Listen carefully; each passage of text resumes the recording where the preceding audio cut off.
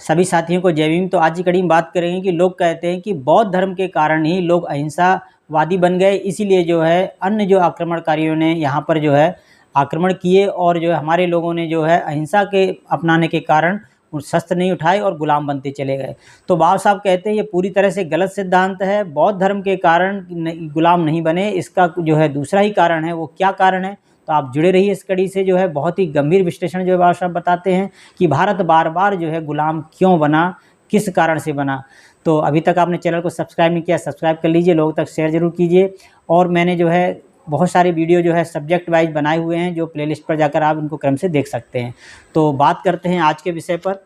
जैसा कि पिछली कड़ी में आपने जाना कि बाबा साहब कहते हैं कि जो है हिंदू धर्म जो है एक तरह से भ्रष्ट धर्म है, क्योंकि यहाँ पर एक वर्ग को ही जो है सारे अधिकार मिले हुए हैं, बाद बाकी लोगों को गुलाम बना के रखा गया है, यानी कि ब्राह्मण वर्ग को ही जो है पूरी तरह से अधिकार दिए गए हैं। तो ये सारे जो धर्म शास्त्र वेद पुराण सभी कुछ जो है ब्राह्मणमय है, तो ये सिद्धांत ही इसका गलत है। तो बाबा साहब ने यहाँ तक कहा कि हिंदू धर्म जो है एक तरह से खोटा सिक्का है, ना तो पहले सही था, ना आज सही है, ना आगे कभी सही हो, क्योंकि खोटा सिक्का तो खोटा ही रहता है।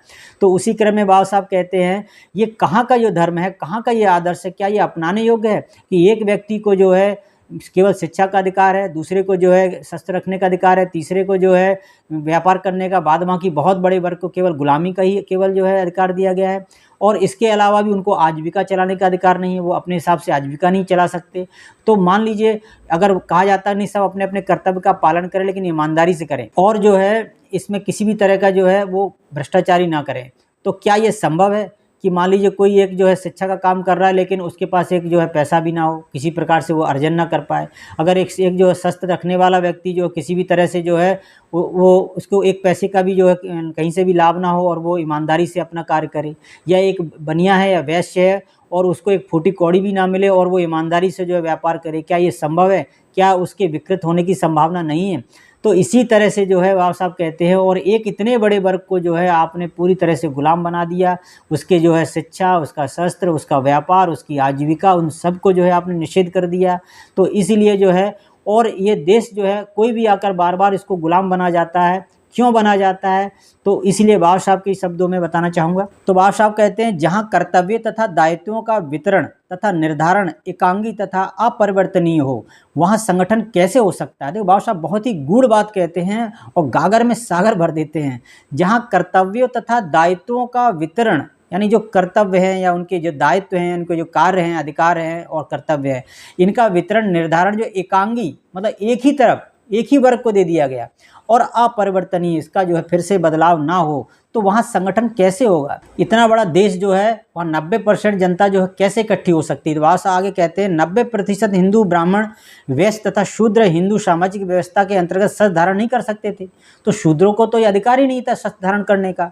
तो यदि देश में जो सैन्य संख्या थी, मान लो खतरे के समय पर अगर उसकी वृद्धि करनी पड़ जाए तो लोगों को भर्ती किया जाता है, तो उस समय जो शस्त्र चलाने का भी अधिकार देना पड़ेगा। तो ऐसी कंडीशन जब शस्त्र रखने का अधिकार नहीं, चलाने का अधिकार नहीं था, तो जब कोई आक्रमणकारी आता है और देश पर आक्रमण करता है, तो चंद जो है क्षत्रिय लोग ही केवल उनकी रक्षा करेंगे, नहीं कर पाएंगे। तो इसीलिए जो है बार बार भारत गुलाम बनता गया, क्योंकि वो सामाजिक व्यवस्था थी, हिंदू धर्म की जो व्यवस्था थी वो समानता पर आधारित नहीं थी, असमानता पर आधारित थी, जहाँ पर सबको भाईचारा नहीं था, सबको जो है आजीविका अपनाने का अधिकार नहीं था। वो किसी ना किसी तौर से जो है उनको गुलाम बना के रखा गया था। एक जो व्यक्ति जो है अगर शस्त्र धारण रखने का है तो वही रखेगा, दूसरे को जो है वो अधिकार नहीं दिया गया था। इसलिए जब कोई आक्रमण करता था, कोई भी राष्ट्र या कोई भी मतलब, तो भारत में जो है क्या होता था कि वो एक ही वर्ग केवल जो है क्षत्रिय लड़ेंगे, बाद बाकी 90% जो निहत्थे लोग जो केवल गुलाम बनने के लिए थे। वो पहले भी गुलाम थे, आज भी गुलाम हैं। तो जब कोई व्यक्ति जब जो आक्रमण होता था तो उसमें कौन गुलाम होता था? ब्राह्मण क्षत्रिय वैश्य, यानी कि जो ये लोग गुलाम होते थे। बाद बाकी जो दलित वर्ग थे यानी कि शूद्र अतिशूद्र थे, वो 90% जनता तो इनकी पहले ही गुलाम थी, तो उनको दोहरी गुलामी यानी गुलामों के भी गुलाम हो जाया करते थे। लेकिन बाद में ये भी कहा जाता था कि जो है बौद्ध धर्म के कारण जो है ऐसा हुआ। तो बाबा साहब कहते हैं तो देश की रक्षा किस प्रकार की जा सकती है जब जो है खतरे के समय हम सेना की जो है भर्ती नहीं कर सकते, उनकी वृद्धि नहीं कर सकते। जैसा कि प्राय आरोप लगाया जाता है कि बुद्ध ने हिंदू समाज को अपने अहिंसा के सिद्धांत द्वारा कमजोर बनाया था, हिंदू समाज को कमज़ोर बनाने वाले बुद्ध नहीं, बाबा साहब कहते हैं, बल्कि चातुर्वर्ण का वह ब्राह्मणवादी सिद्धांत है जो न केवल हिंदू अपितु हिंदू समाज के अपकर्ष के लिए भी उत्तरदायी है, यानी कि यह गुलाम बनाने के लिए भी उत्तरदायी है और साथ में हिंदू धर्म के पतन के लिए भी यह उत्तरदायी है। चातुर्वर्ण व्यवस्था, यह जाति व्यवस्था, ये इनका आदर्श। तो आप जुड़े रहिए इन कड़ियों से। मिलते हैं अगली कड़ी में। सभी साथियों को जय भीम।